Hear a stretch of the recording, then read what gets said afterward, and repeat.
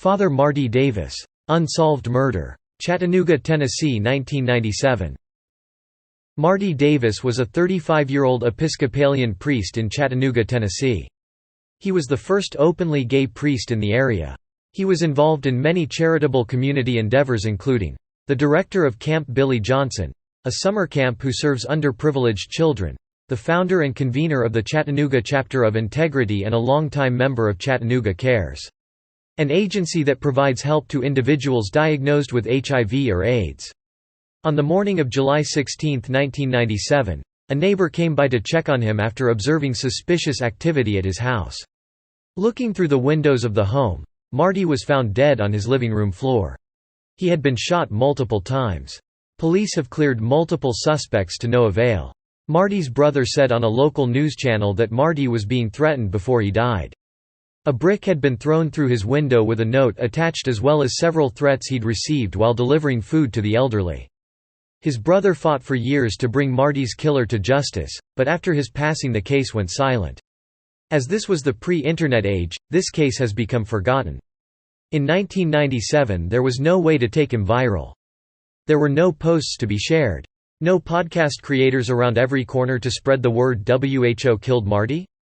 25 years later, but still no answers. The Hamilton County District Attorney General's Cold Case Unit is currently working this case. If you have any information that could be beneficial to this case, you can reach out to them at 423-209-7470. What did Lindsay Kennedy do in those 3 weeks when she was missing? She claims she was in the sewer hole 3 weeks with nothing but a random drink she found inside there. When asked how she ended up there, she just says she was lost. This is standard playing dumb drug addicts uses in integrations. There is no way she could survive in there almost 3 weeks with only a random drink, which is also not plausible. Full bottle drinks do not end up in sewer system. So this is what I think she actually did. She committed a crime at March 3 or March 2 and gone to hiding in the sewers from police officers. She was the main offender of the crime, but there may be others who know the crime or helped her, maybe bring her supplies and news, or maybe she was just going out at night and stealing from dumpsters or local shops. I think she was really telling the truth about the ginger ale being found, but it was in a dumpster or sidewalk, not in sewers.